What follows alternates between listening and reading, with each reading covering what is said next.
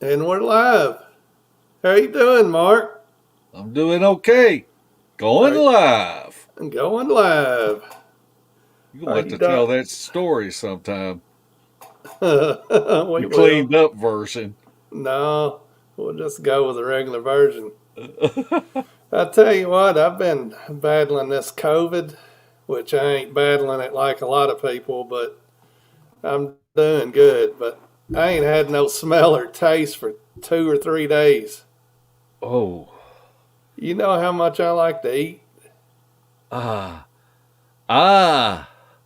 What I'm thinking about is that would really keep me from wanting to order pizza. And I know how much you love pizza. Yeah, I It's ain't just ordered not as one. fun. No, I might as well eat broccoli or something You if I know, can't taste it.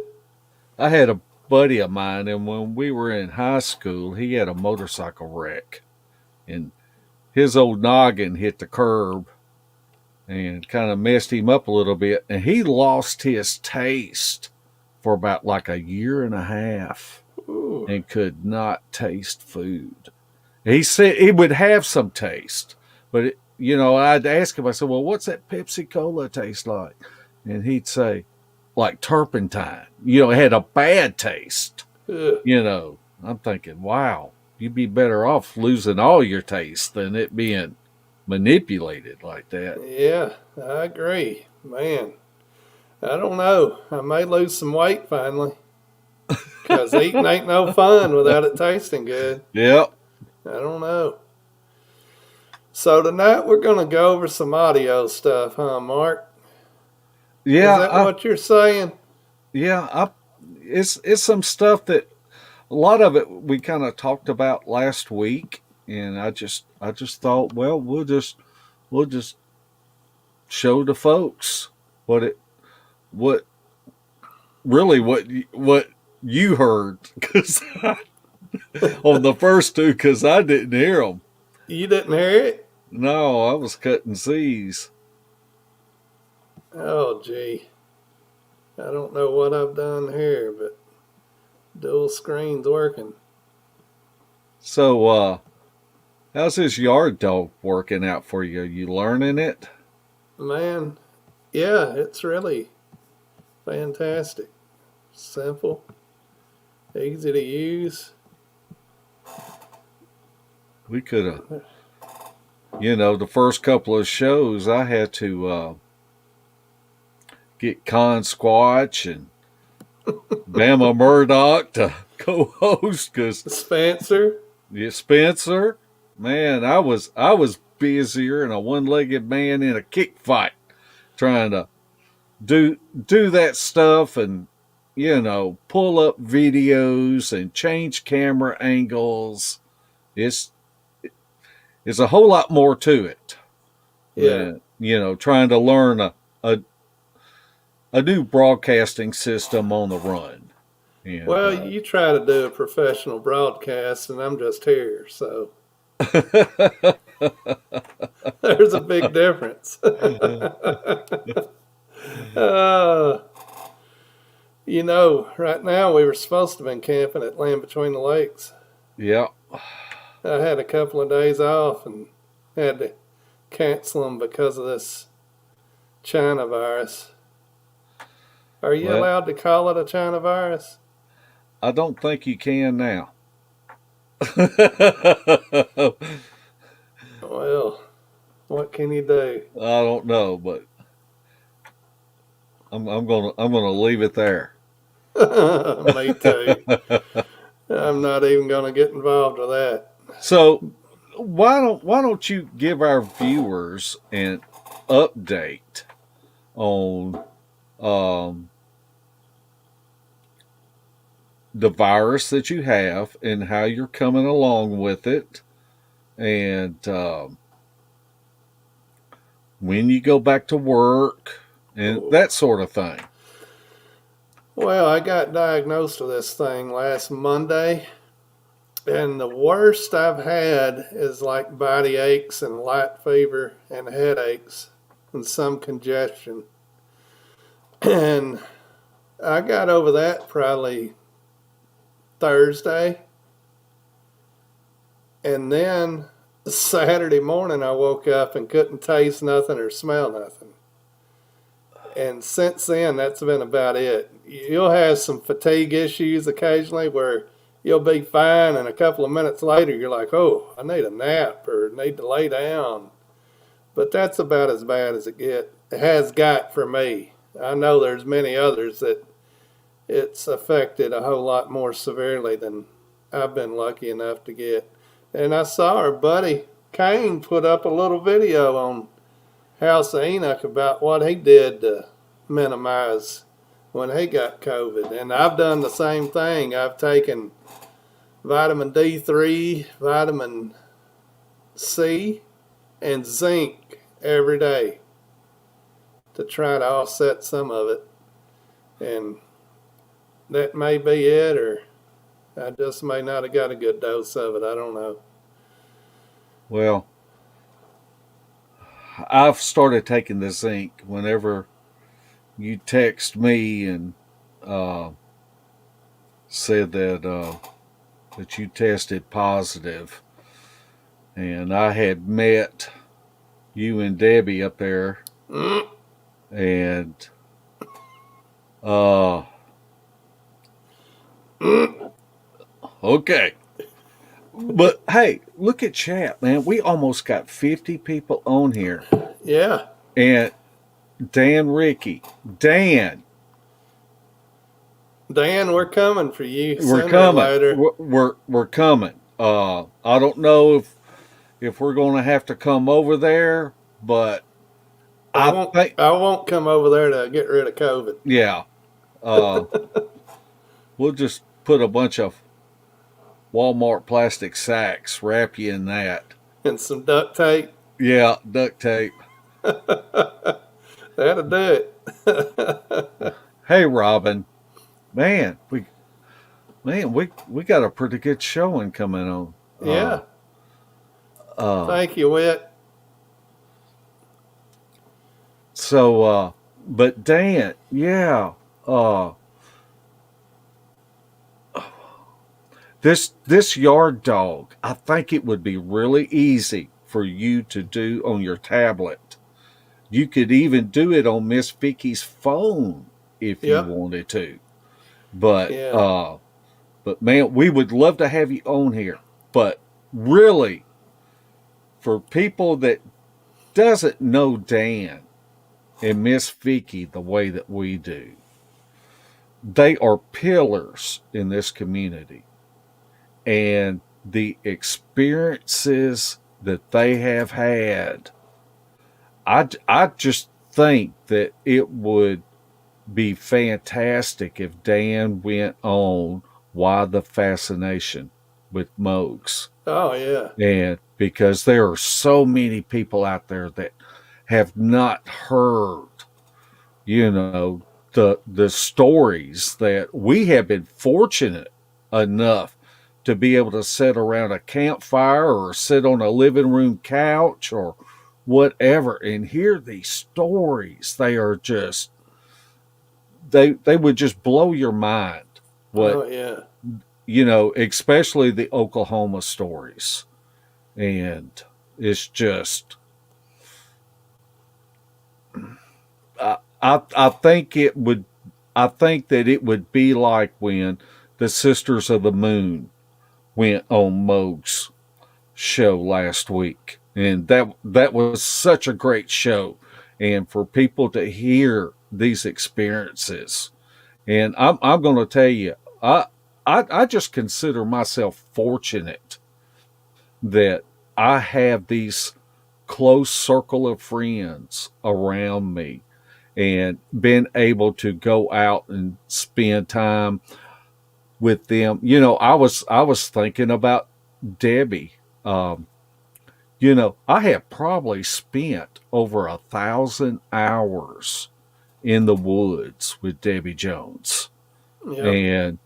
And the different things that we have done and experienced, it's just, you cannot buy good times like that.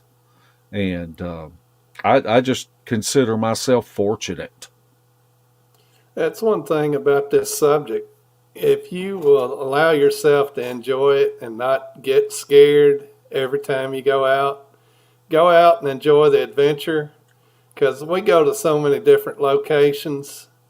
We go to mountainous areas, lakes, and just river bottoms, different terrains, different places, different states with different people.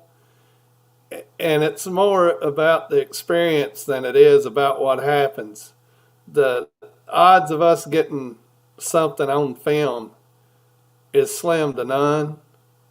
And if you do get it on film, all these knotheads sitting there looking at a computer screen are going to say it's fake anyway.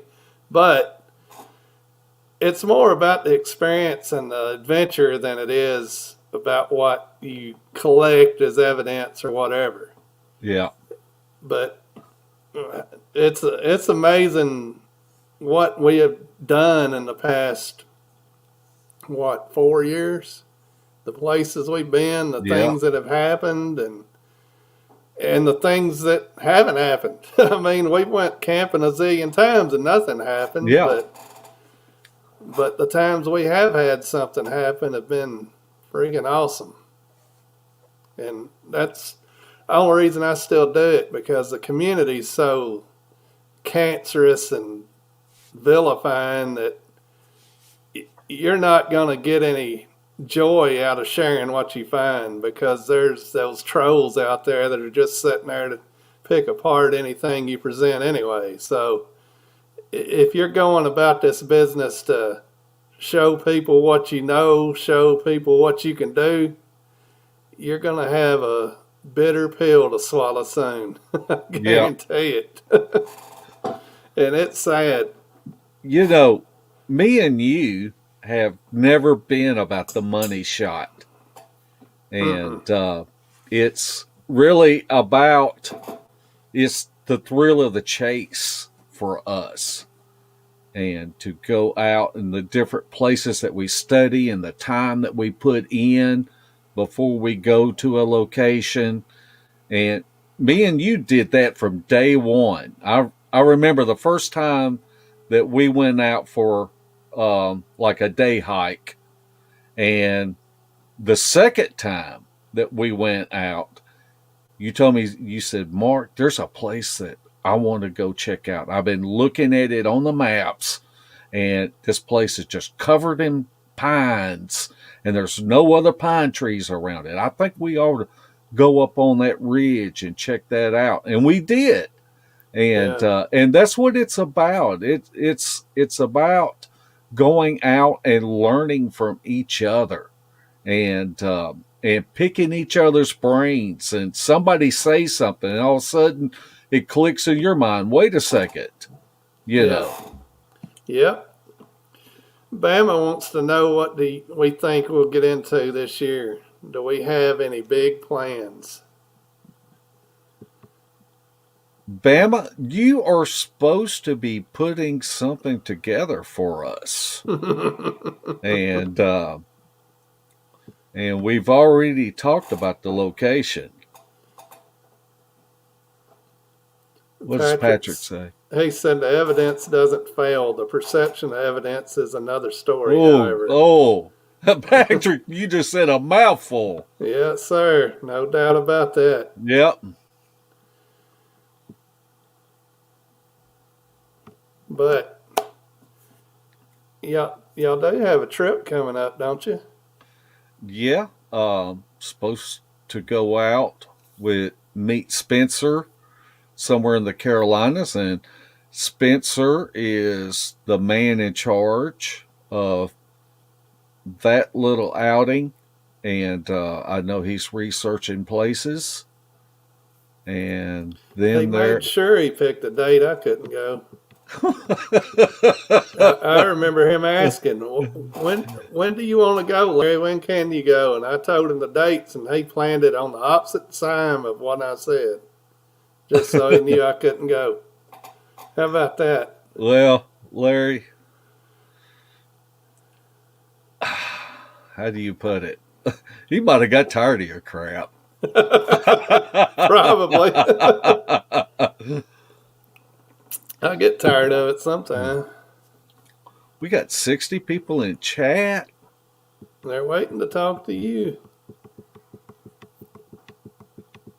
Well, I guess, man, I'm going to have to search for this Well, you clip because search for it. I'm Which going, one? Which one is this?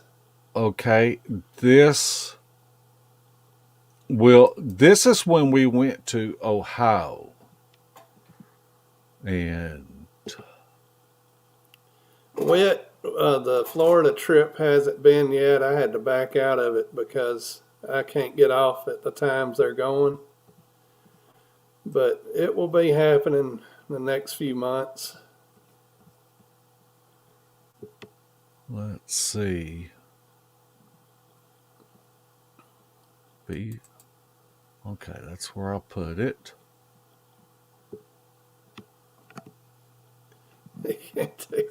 I'd feed him dog food. That Spencer's a good friend.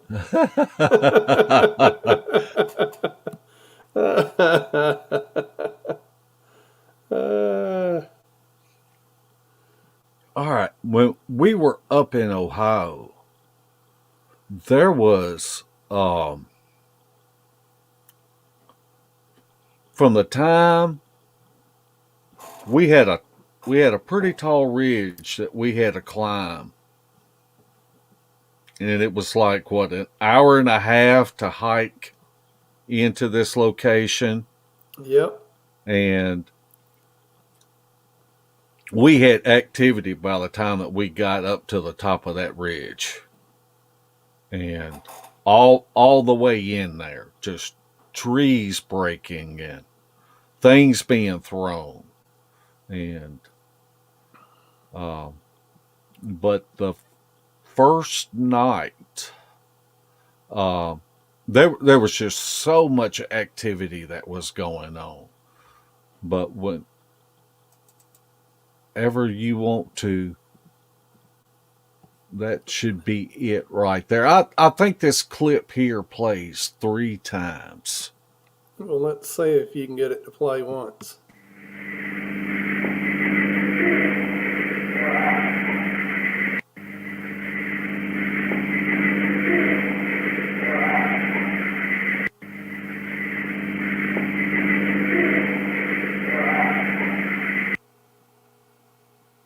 We believe that was a wood knock, a whoop, and some kind of vocal. And I don't even believe that we heard that during that night. I think that's something that when we went back and reviewed the audio, we heard that. Yeah. And but that was just some crazy activity that was just going on all around us. That first night we had so much activity, and didn't we have 3 audio recorders out and 2 of them failed? Yep. I believe. Right. Yep. Justin's recorder was the only one that captured it, and some of these vocals, now these were picked up at night, I believe, but we heard these vocals on our trip in. yeah, We heard them as we were setting up camp and as we were waiting on nightfall. They didn't like us being in there at all. And it brought a smile to my face. I don't know about you, but I've never had that much consistent activity over that duration of a time anywhere else that I can think of. I had different type of activity that peaked and may have outdone some of this, but the duration and length that this happened was just, I mean, it was unbelievable. 3 really days of it. Yeah. Tell us some of what happened there. if I miss anybody's question, put it up later and I'll get back to it. We just wanted to go over some of this audio and let Mark explain some stuff about the audio. And we'll try to do what we can do. Can you tell Debbie some of what happened? One of the things that was pretty amazing, we set up on the edge of a cliff, and like underneath the cliff, you might call it like a cave underneath it. And I know that morning Kane heard something, so he went down there to investigate. Now, there may be other people that have actually seen a tree being bowed, but I don't know of any. But I'm sure there has been. But Kane went down there to look, and apparently he got too close to one. And because he kept hearing something where that overhang, that cave was right up underneath us. Yep. And when he went down there to investigate and tried to get some pictures, apparently there was two of them, because he was too close to one of them, and another one bowed a tree. Now, there was a lot of foliage, and he could not see what was bowing that tree. But when he started hearing the cracking of that tree, and I guess that tree was, I would call it a sapling, but it was probably 25 feet tall, and bowed it and pinned it while he's just sitting there looking at it. And we kind of felt like it was a distraction to the one that he might have been too close to, because, you know, when something happens, you're going to turn your head and look, and seeing this tree being bowed right in front of you, but you couldn't see what was bowing it. Right. And so that was pretty exciting. And to have that happen, I think I was still asleep while all that was going on. It was early in the morning. It's hard to believe you were asleep through it, all of it. Yeah. You know, me and you talked about something that happened on that trip. Maybe a couple of weeks ago. Yeah. And, you know, like when you're sitting there and you're sleeping, and you're kind of comatose, and you're really not aware of what's going on around you.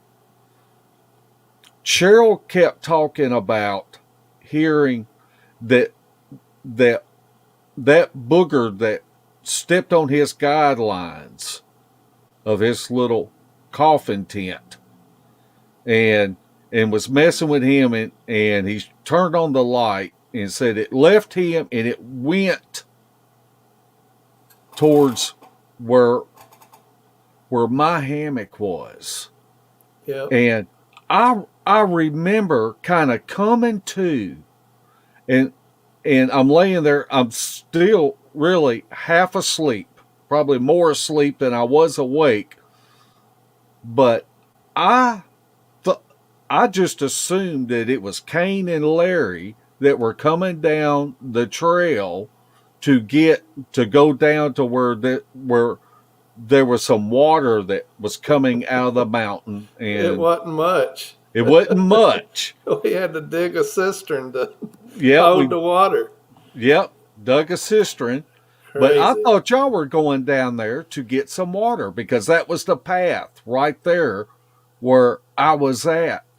And I'm thinking, oh, well, they're just going down there to get some water. Well, it's no telling what time of the night that was. Y'all wouldn't have been going down there to get water. No, but y'all sure let me go down there by myself the next day with all that crap going on. Yeah, Larry, go get 2 gallons of water for us. But that was really odd. I don't know if it was that commotion that was going on around Cheryl's setup, which he was probably 25 to 35 feet away from where my hammock was. And Yeah. I was right on the edge of that cliff, further away than everybody, Yeah. And it's just pretty wild to think about something moving around you in the middle of nowhere, at Salt Fork. And I just thought it was Larry and Kane in the middle of the night going down there to get water. You hear so many people talk about Salt Fork, and I always thought it was probably overrated, but that trip, it ain't overrated. I'll just say that. Yeah. It's pretty cool. But Patrick wanted to know if anybody tracked any of them. We did find corridors, and we followed them, and there were several that were there, and found all kind of sign, and we broke up into 2 different groups. Yeah. And I thought that was good. I think that's something that, because there was 5 of us there, and then Kane had to leave, and then it was just 4 of us, I believe. Is that right? No, nobody left that time. Well, I'm talking about Kane had to leave after the second day, something like that. That may be. It's been so long ago, I can't remember. Let's see if I can. See, you can close that other one out if you want to, Larry. I thought I did. And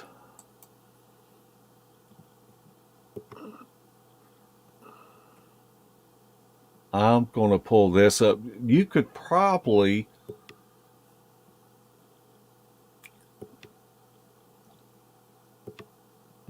tell.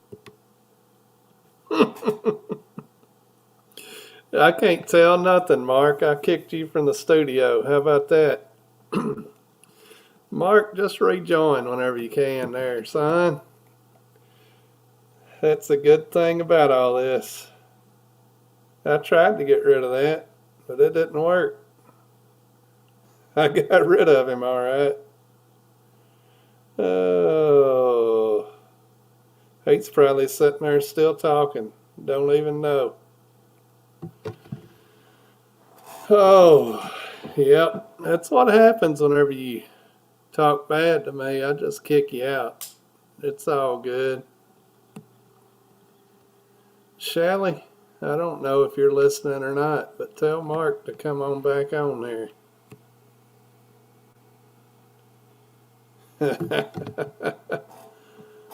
Oh, he had it ready too. There he is.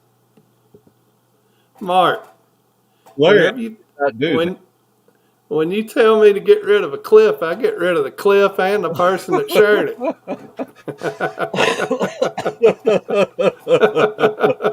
it. Really, you're doing me a favor. I'd rather be in the chat because I'm missing so much. I hear you. Anthony right. Kelly, the pot licker, joined us. How about that? I taught him how to catch a catfish because he sure didn't know.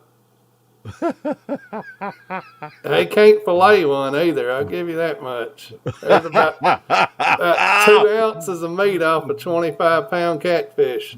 Oh, I'm glad. Look, I'll take every bit of that. As much grief as Larry gives me. Anthony, Larry got to love you because he will not tease you unless he That's loves you. right. We had a good time. All right, here's the next clip. Now, whenever you tell me to get rid of it, I'm not getting rid of it. The clip you're going to hear was recorded early Monday morning. I'd stayed up most of the night because Cheryl had activity around his tent the night before. We were trying to capture something on the FLIR, so I gave him a walkie-talkie. I kept a walkie-talkie. But all night it was fairly quiet. It was around 4:30 Monday morning. We got this vocalization. It sounds like something saying something. And we know for sure that it wasn't any of us.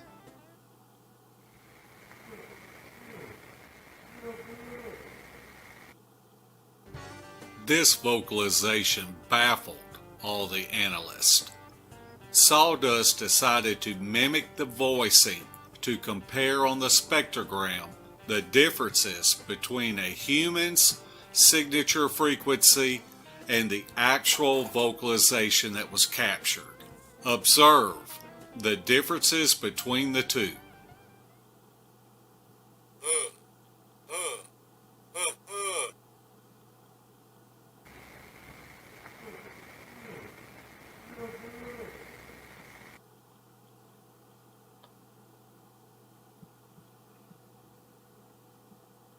How about that? That's it. What's sad about that is how loud and clear that was whenever I was laying there in that hammock. And that recorder, it's good, but it just isn't as loud and clear as what I heard. I almost jumped out of my hammock. I have a feeling with the creature that did that vocalization was closer to you, was in between you and the recorder and had his back to the recorder. That's a possibility. Because it sounded like it was right behind my head. And that makes you feel warm and fuzzy at 4:30 in the morning when it's pitch black and you're in a hammock. But it was almost like it sounded disgusted. Like, we've done all this stuff to run y'all out of here, and this is the third night y'all been in here, and I'm sick of you, pretty much. The way it seemed, I don't know. What do you think about it? There was a question back here, and I'm trying to see if I can go. You can't. I can't highlight it, but I can go back. Was it this one? Okay, Tony asked, couldn't see what was bowing the tree. Why? Because of the foliage. Yes, Tony. It was the foliage, and there was a lot of foliage that it was thick. If you like, we spend most of our time down south, and on some of these cliffs, what's that foliage called? Like down in Georgia, Larry? Mountain laurel. Mountain laurel. That's what I was. It was almost like it was mountain laurel, and so going down that cliff, you really couldn't see.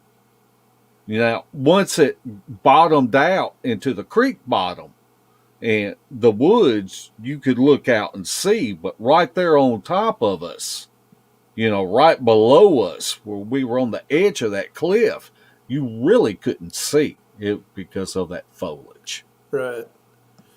Mark Dodman asked, how difficult is it to determine the distance of a creature is that makes a vocalization? I'm sure he's talking about if it's captured on recorder. Yeah. But I know that one we just heard, my estimation was he was within 50 to 75 yards of me whenever he made that vocalization. And you can hear how faint it sounds on the recorder. But that night when it did it, like Mark said, he may have had his back to the recorder and vocalizing toward us. But it sounded close. I mean, close. The best way, and it's definitely not something that I came up with, something that I have learned from other audio folks. The best way to kind of get an idea of distance is you need 3 recorders, and you need to triangulate them and see which recorder picks it up best, and that can give you an idea of approximate distance that they were from you or from the recorders, Right. if you're using 3 recorders triangulated. Cans asked for you to show the clip of the bowed tree from Kane, but he did not film it as it was being bowed. No, it wasn't filmed as it was being bowed, but I do have some pictures of it after it was bowed that I took, and they are on, you can go to the Sawdust Beast YouTube page, and there are 4 videos. I think it Ohio Mountain Giants is the name of the 4 videos. I could be wrong on that, but it's on the 4th video that you can see how big this tree was that got bowed right there within just yards from where Kane was at. Yeah. That vocalization's probably the coolest vocalization that I've actually heard with my own ears. Because to me it did sound like speech of some sort, and it was addressing either another Sasquatch or it was addressing us out of disgust, one or the other. Don't know which. But Yeah. it's the way it seemed anyway. All right.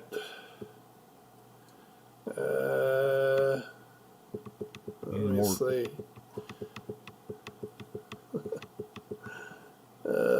Could you find a comparable known animal recording to the sounds you got? I have a whole library of known animal sounds, vocalizations. And so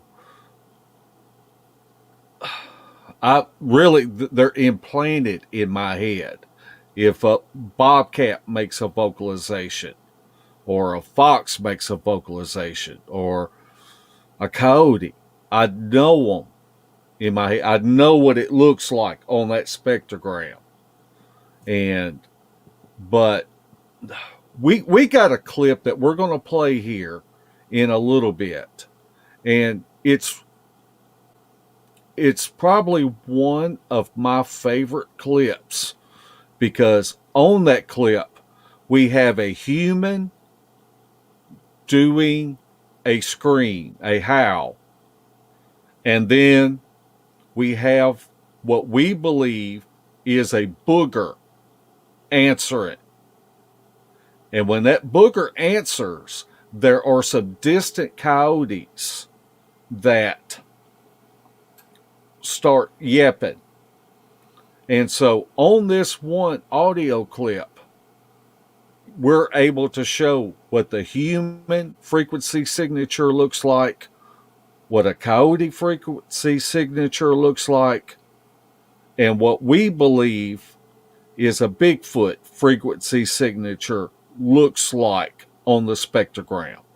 And so for me, that was an awesome capture. All right, let's play that beautiful bean footage. Okay, let me go And to then it. we'll answer Spencer after a while. Because we've got plenty of mistakes.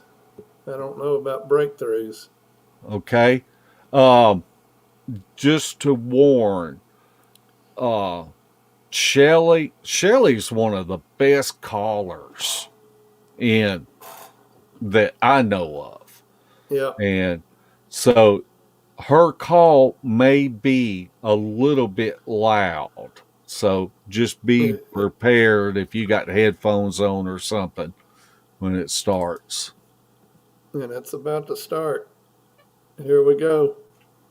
15 minutes before Chick Feed shrieked out a call. In this clip, you will be able to see the band frequency signature differences between human, canine, and what we believe is a Bigfoot. This is how, when analyzing audio, we discern and identify what species of animal did the vocalization. The spectrogram takes the guesswork out, whether it was a coyote, another researcher, or even a hoaxer that made the call. If you are wearing headphones, you may want to pull them away from your ears some, because Chick Feed, the Bigfoot whisperer, can really wail. Just The saying. Bigfoot whisperer.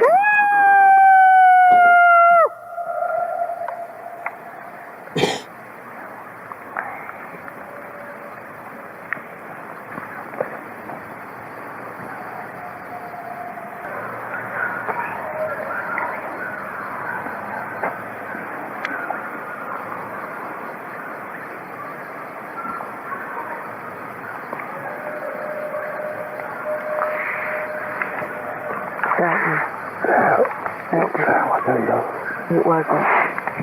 What? That was the Bigfoot, over the coyote. Okay.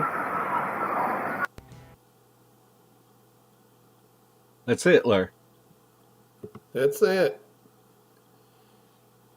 That, I hate that you wasn't able to come on that outing.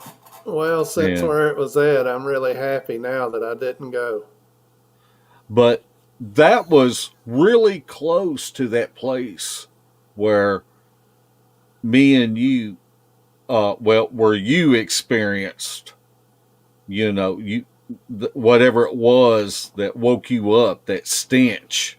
And then when we went to bed and we heard that booger let out that scream right down below us in that creek bottom.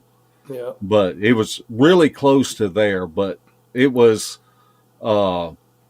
me and 4 or 5 other ladies, and we had people take us up there and drop us off, and we just sat there. We took some chairs and we sat there. We had FLIRs and recorders going, and probably after about 30 minutes of just sitting there, then we had Shelly make that call, and she got that response. And those first 2 howls, we didn't hear that with the naked ear.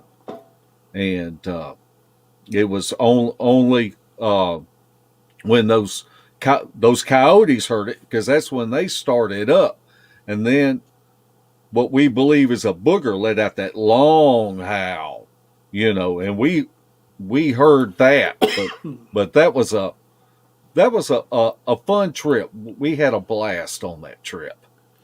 Now, whenever you capture some audio, tell us what you do to put it on the spectrogram and what you look for to denote whether it's canine, coyote, wolf, or possible Bigfoot.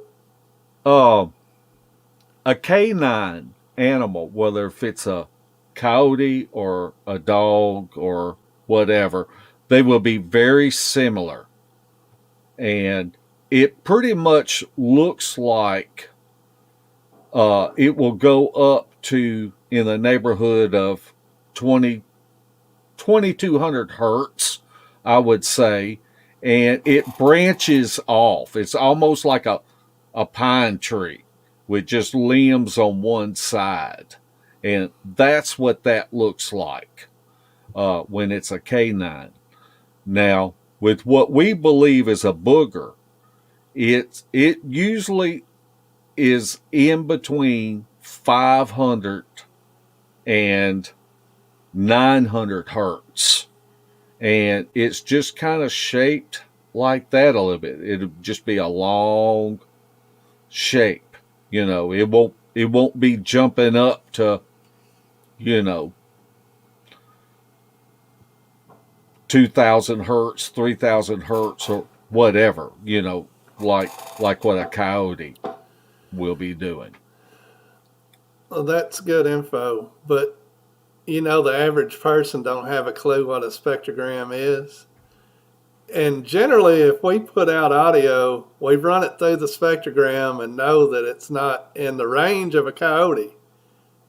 But how many comments do we get on our audio that, oh, that's a coyote? I've heard 1,000 coyotes and that's a coyote. Yeah.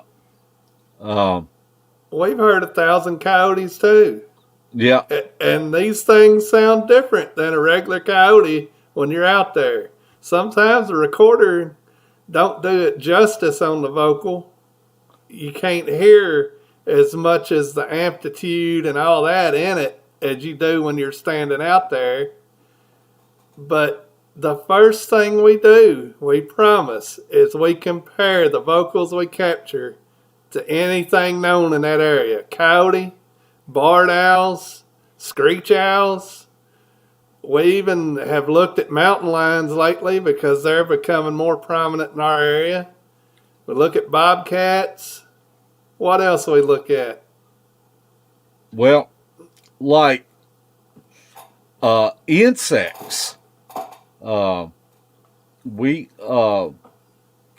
didn't some reason the recorders did not capture it that first night, but I know that Cheryl brought it out. He said, man, I forgot what he called those kind of crickets or whatever insect it was. But he said, something ain't right with that, man. Something just ain't right.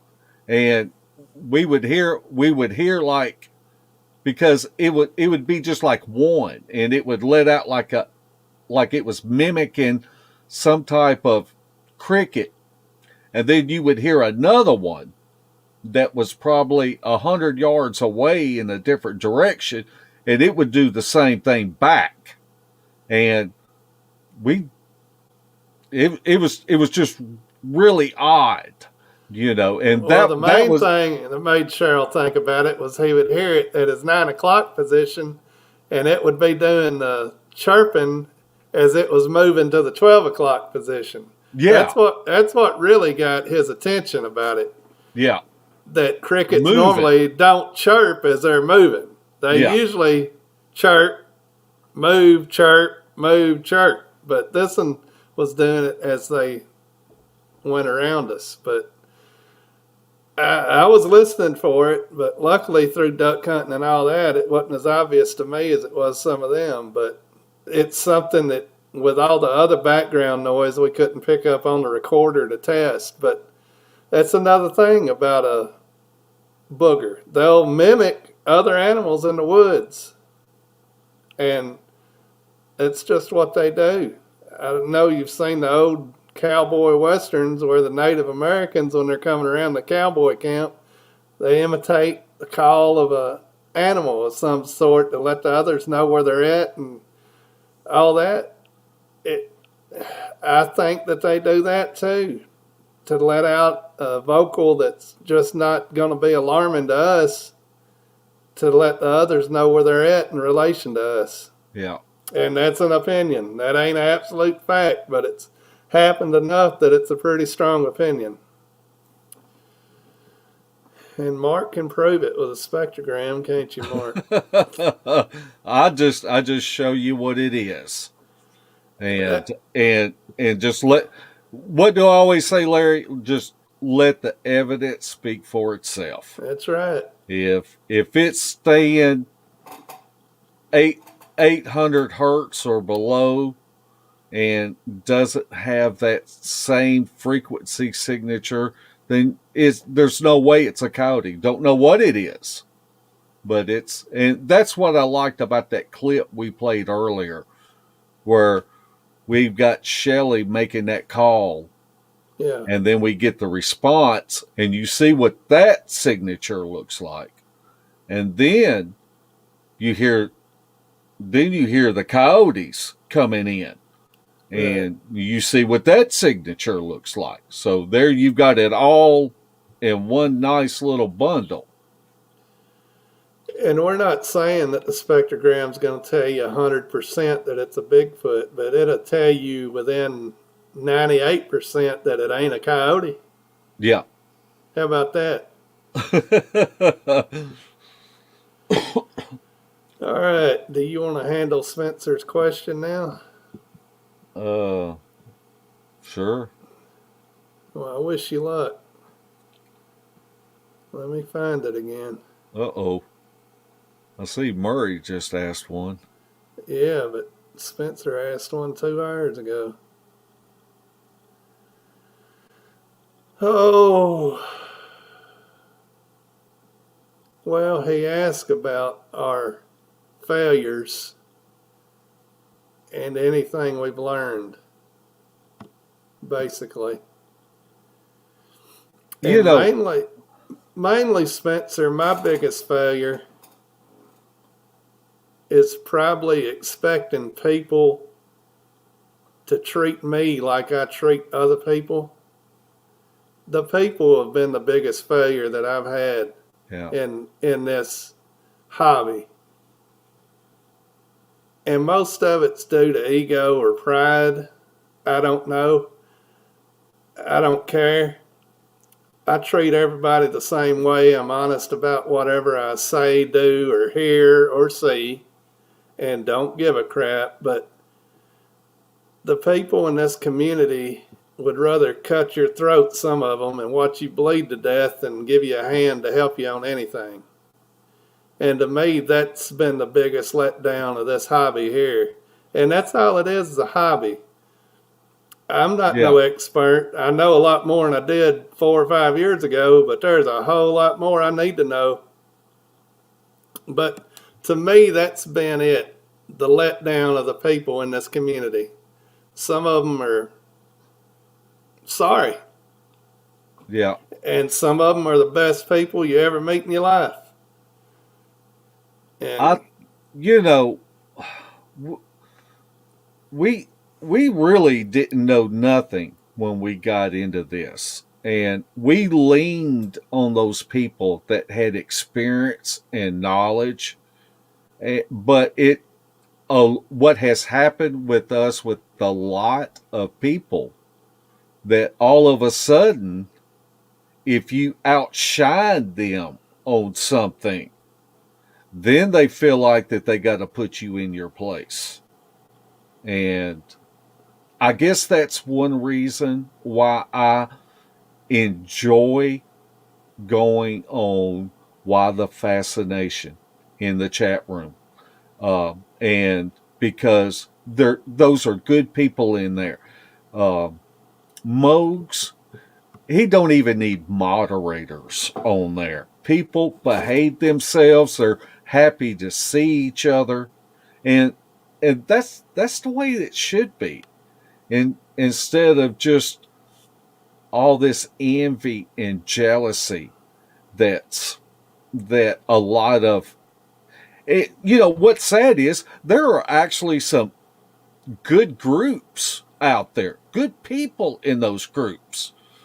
But that one person that might be in that group, he's it up with envy of somebody else's success, and then it's a wolf pack mentality, and everybody else that's in that group will stand down and not say anything.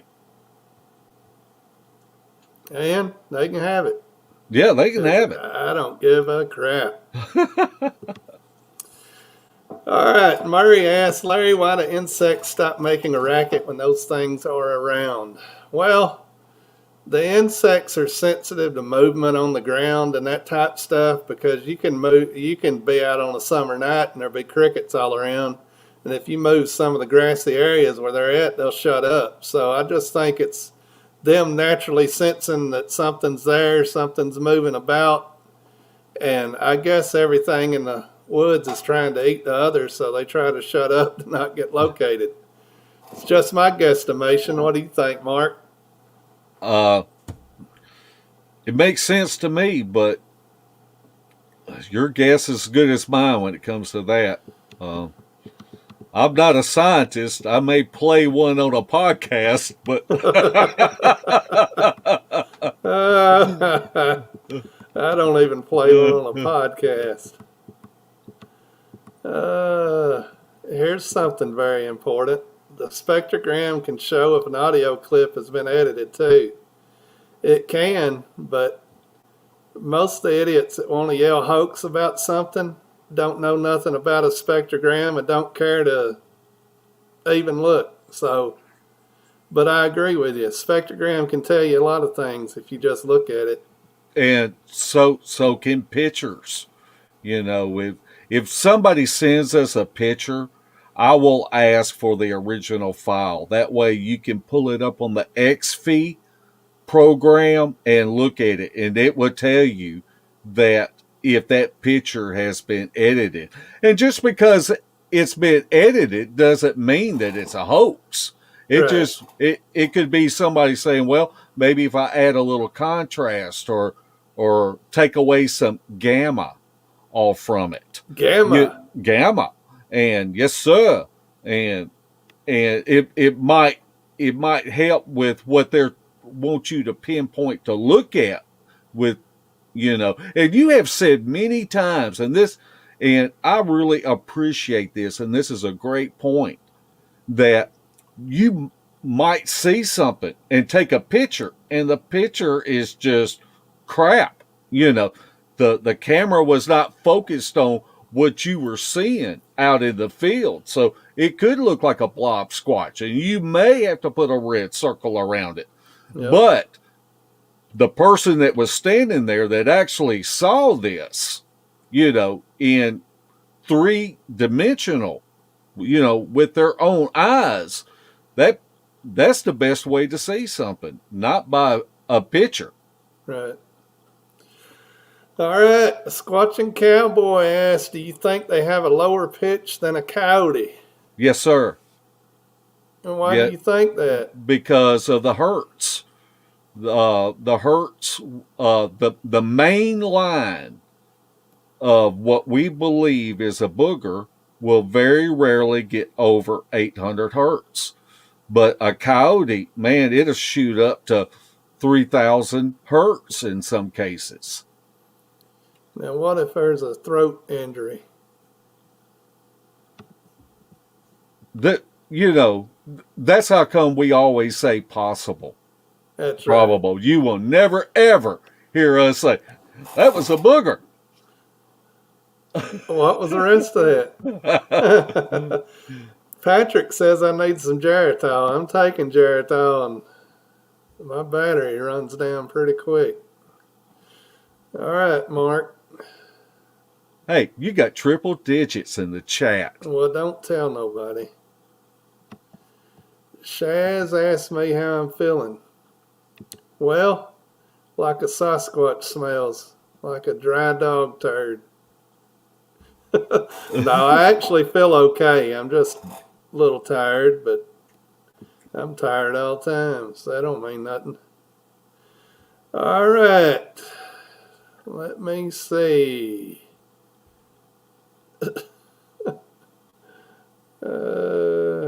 Tony, Larry don't drink coffee, and neither does Debbie Jones. Now, Larry will drink a little hot chocolate if you got marshmallows to put in it. It's true. That is true. Tim Ferriss. Did you read what Tim said? No. Sawdust has a groundhog on his chin. Did it see its shadow the other day?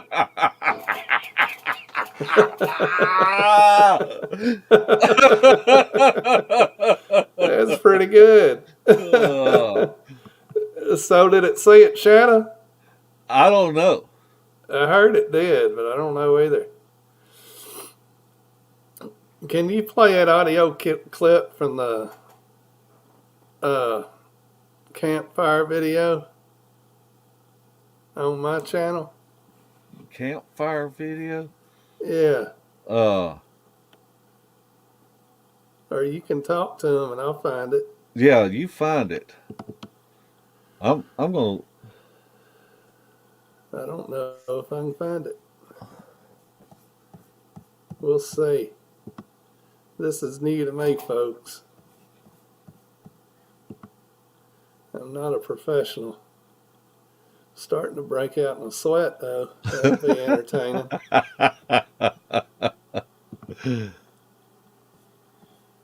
Man, all of our friends are in chat, Larry.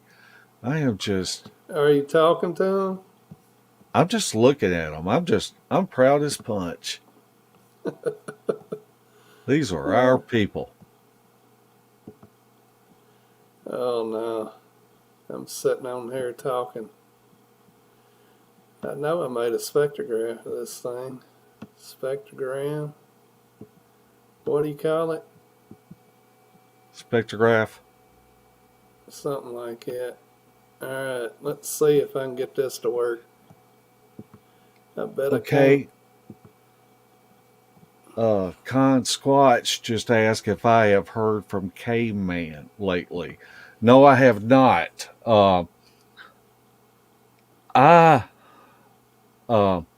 Randy is one of these guys that will like come on Facebook in spurts and then go back off, and I don't think he checks out his channel. I mean his messages or stuff like that. You usually got to get a hold of somebody that he knows and say, "Look, would you tell him I'm looking for him?" Let's see. Central Florida Bigfoot asks, "What is a good recorder?"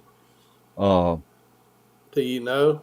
Yes, anything that records in an MP3 file, you want at least an MP3 file format recorder, and the Zooms are top of the line in my book, because or anything that records in WAV.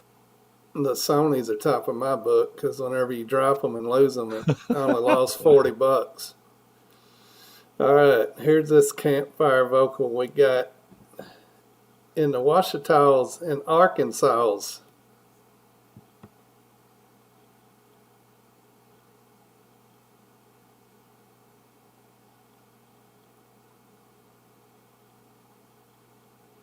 Larry, what Yeah.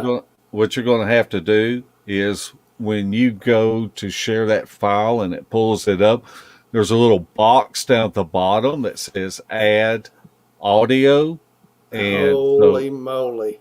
Yeah, they'll have to back her up, close it out, and then reshare it and click that box down at the bottom to add audio. I don't know if I can do all that.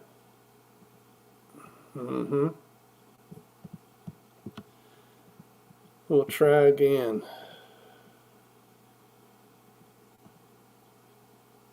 It takes it so long to come up. Hey, I see now.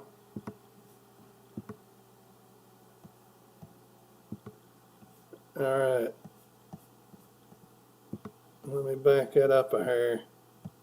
Pull it full screen. That's getting out of hand.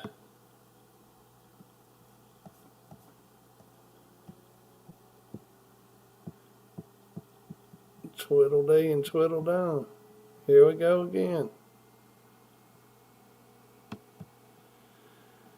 All right. We're about to play the spectrogram filtered now.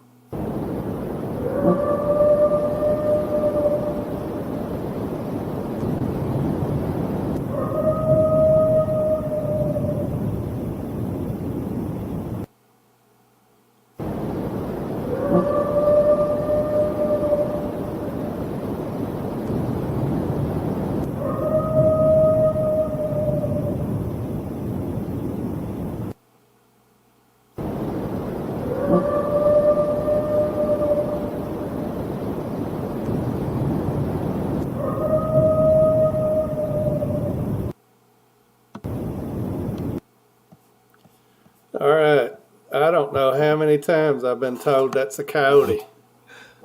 Ruger Ridge said, just put a red circle around that audio button. Did it play that time?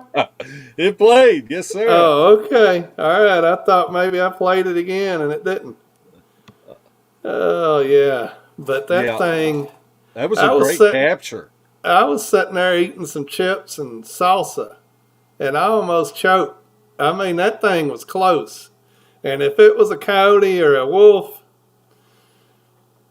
I don't know, because it went off about 100 yards and called again, and then some coyotes went off, and it sure didn't sound anything like coyotes. But I've been told at least 20 times in the comments on that out of 20,000 plays almost that it was a coyote. And I've had people say dog man, people say booger.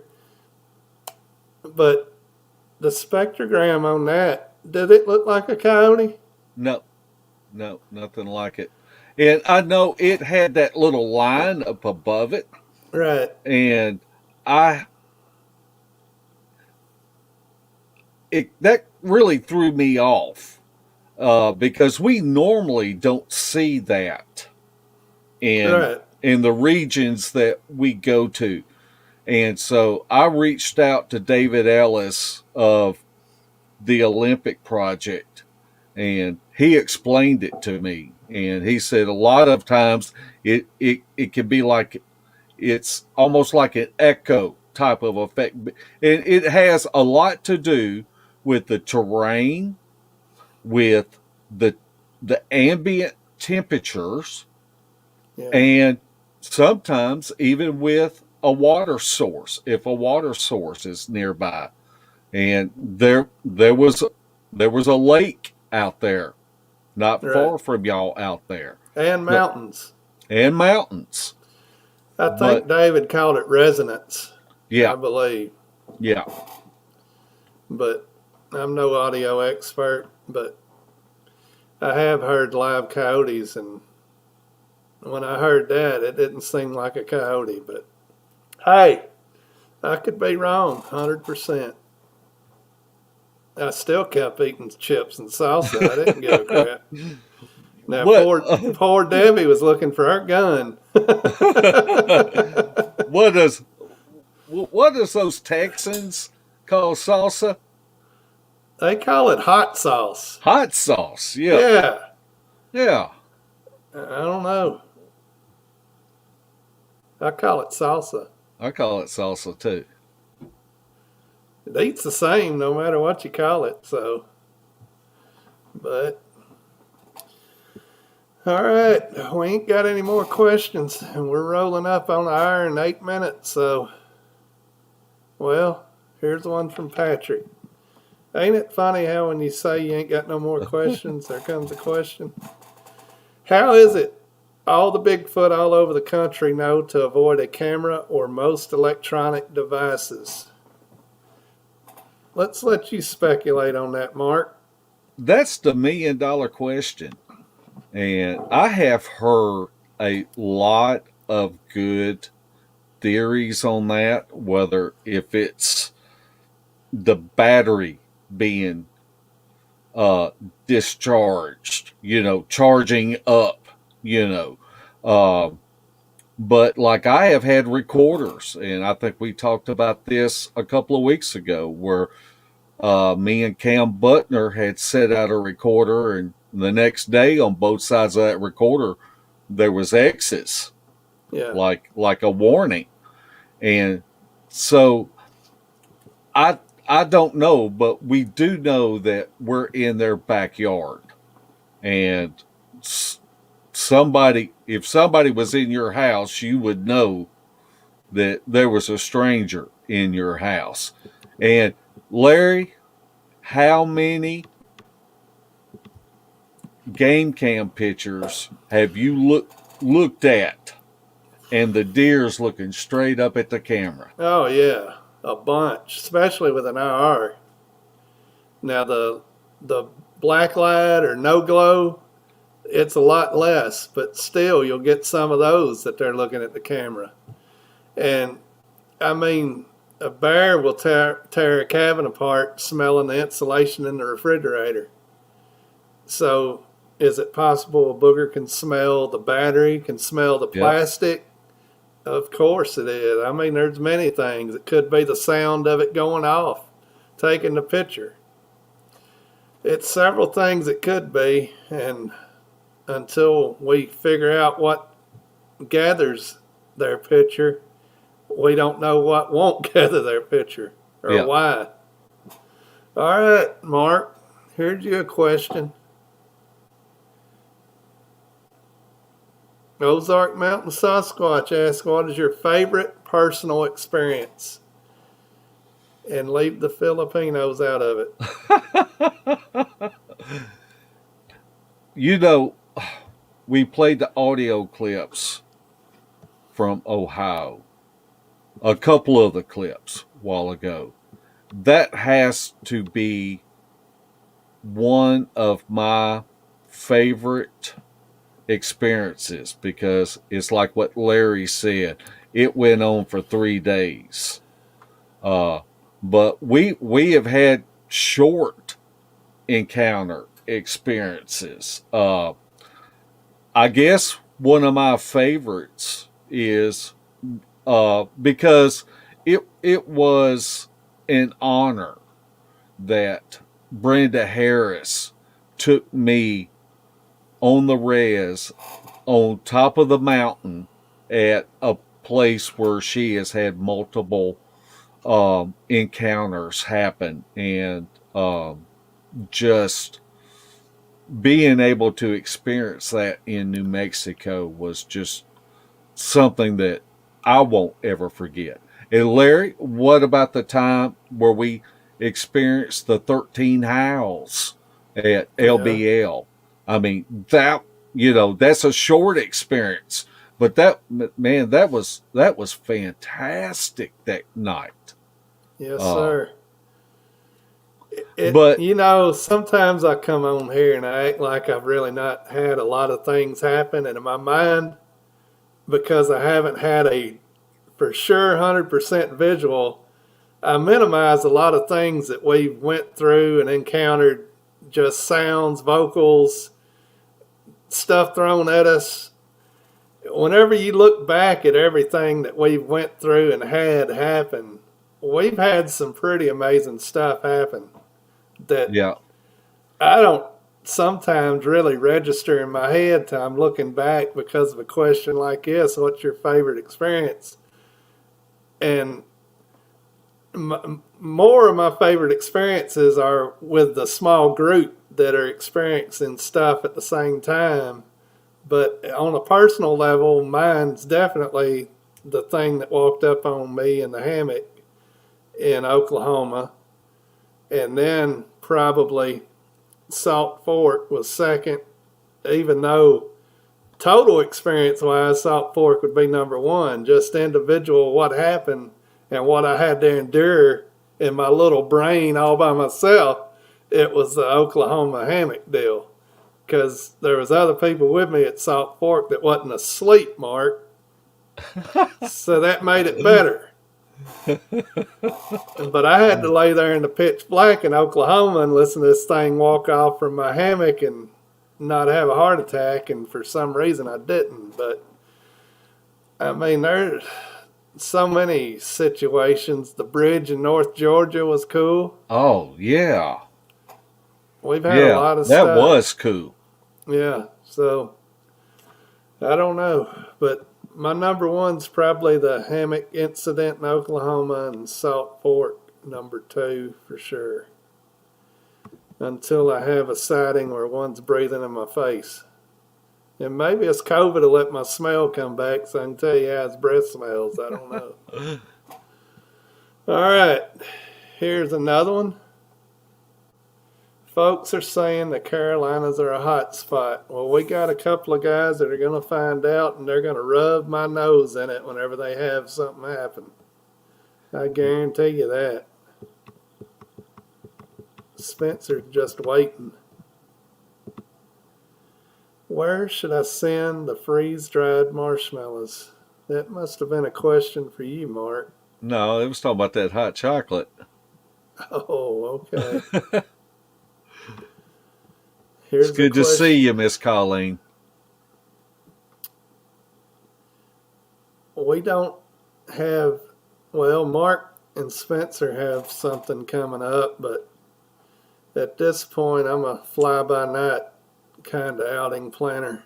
Nothing on the book for sure.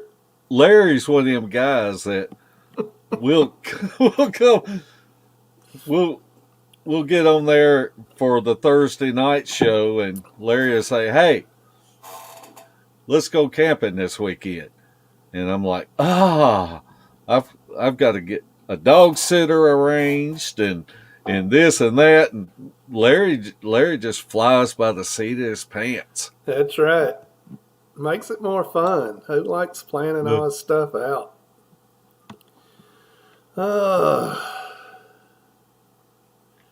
Larry and Mark, what situation when boogering have y'all had the most scariest or wired action? And we're not talking about eating Spencer's cowboy chili. Anthony threw him under the bus. What is your scariest action you've had, Mark? I have never been feared for my own hide. Now, that may say that I'm stupid, but I have not had anything that I was about to go into a panic attack or anything like that in the woods. I tell you what happened to me one time in Oklahoma. Me and this guy named Randy were out. Somebody had dropped us off, and we heard something coming down this ridge. And armadillos sound really loud in the woods, and we could hear something coming, and I guess it startled a bird, and a bird flew and hit me straight in the chest. Pitch black. We've had lights out, no lights, no nothing like that. And then this bird hits me straight in the chest, and that'll startle you. Yeah, I guarantee you it will. It'll make you clean your pants out a little bit later. All right, Bama asked me, you've never seen a Bigfoot. If you were alone and saw one, what do you think you'd do first? Who would you call, Mark or my true love, Debbie? I think I would try to communicate with the thing to see if it would communicate with me at all. And then whenever it showed its teeth and grunted, I'd probably turn and run. No, I wouldn't turn and run, that's for sure. It'd probably be a standoff to see, but I would try to communicate with it, I think. You never know till you're face to face with one, but I would like to think that. But I would probably call them both at the same time, to be honest, because I'd probably go live right there. If I had any signal, guarantee it. I don't like to cut anybody out on some activity, What about you, Mark? If you're in that situation, what do you do? And I don't know how many years I have just laid in bed thinking about a up and close personal encounter. And I think that's one of the things that you have to train for. It's just like if you were in the service and you've got a drill instructor screaming in your face, constantly, and it's the training. You always hope that the training is what you will resort to. But Right. but we have been in hairy situations out there or had activity close in on us or things being thrown at us or trees breaking around us or screams. And it's just funny that I I I think every time me and Larry just look at each other and we just grin. We don't laugh out loud, but we just look at each other and we just grin because, you know, a lot of people want to run for the trucks, but Yeah. where we go, you're not close enough to run for the trucks most of the time. And that's And what we're out there for. that's what we're out there for, to have interaction. And if the good Lord wants us, he's going to get us. Look at this. That's your buddy right there. Mr. Lee, Larry, how about some other mark with peanut butter and tying him to a tree for your next experiment? That's a good idea. Either peanut butter or bacon, one of those. Mr. Lee, you come out with us sometime if you want to, and we'll let you wear the bacon vest. Yeah. Their scariest experience, I think we went over that a little bit. You thought of anything else, Mark?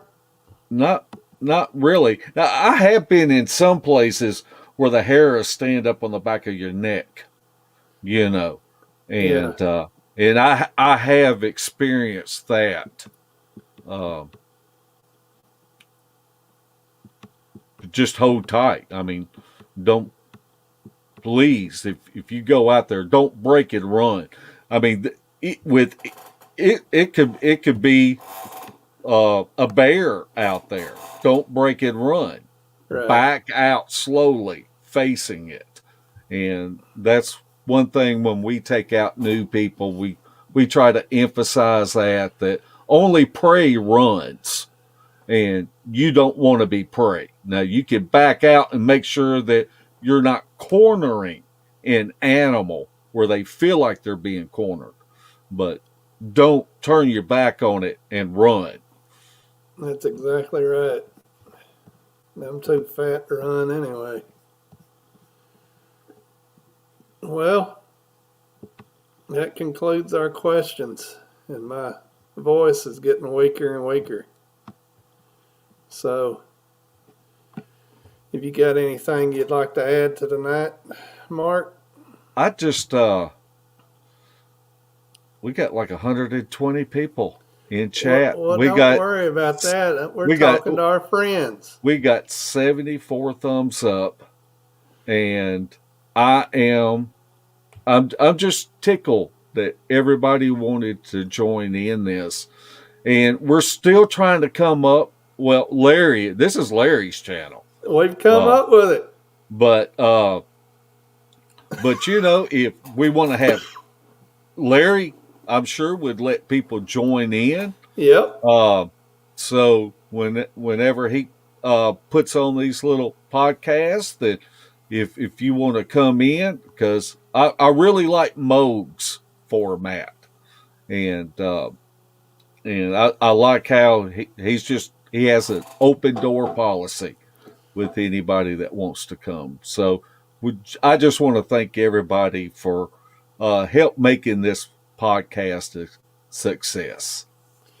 I do too. I appreciate everybody that joined us, and I hope we answered your questions well. I mean, we're not experts by any means. We're just people that go out and encounter something, and we don't mind sharing our experiences. So thank y'all for joining us. We'll do it again soon, and we'll come up with some more subjects, some older videos, older evidence, and discuss something. And hey, if any of y'all want to come on, we'll be glad to have you on here and just chit chat. Anyway, guys, y'all have a good night, and I'm going to go see if my taste has come back yet. Good night, everybody. Night, footers.